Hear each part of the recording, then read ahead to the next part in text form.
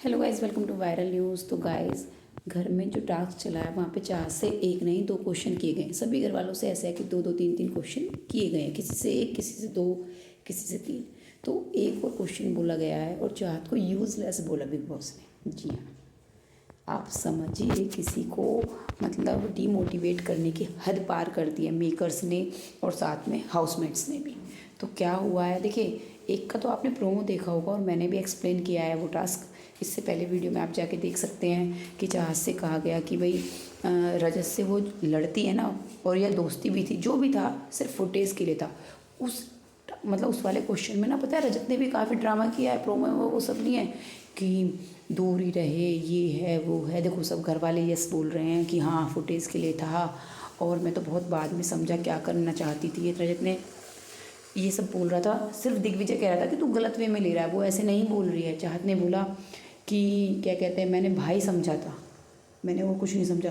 तो हाथ जोड़ के कहता है हाँ हाँ, लेकिन दिख रहा था किसी इंटेंशन से कर रही थी, दिख रहा था सब कैसे कर रही थी, जो हरकतें थी, ये सब बोल रहा था वो लगातार। उसने ये तक बोल दिया, क्लियर कर दिया कि भाई मैंने तो भाई समझा था, मैंने नहीं समझा कुछ और। लेकिन ये फिर भी उधर से किए जा रहा था, जबकि वो कई बार इसको क्लियर कर चुकी थी कि जब बिग बॉस बनाने की कोशिश कर रहे थे कि हाँ भाई कभी इसकी गर्लफ्रेंड को भाभी बोलना, कभी कहना कि रजत मैं राखी बांधने के लिए आऊँगी। तो भाई ये सब क्या है? कम से कम रजत कुछ तो शर्म कर ले, तुझे भी बाहर जाना है भाई, लिए छोड़िए। और आगे चलते हैं। अब तो चाह से दूसरा क्वेश्चन किया गया कि घर वाले आपको यूज़लेस समझते हैं, मतलब घर वाले नहीं, आप यूज़लेस हैं, घर में होना ना होना आपका एक बराबर है, आपके घर में होने से कोई फ़र्क नहीं पड़ता है। जी हाँ, ये कहा गया। और इस क्वेश्चन पे भी सबने यस बोला।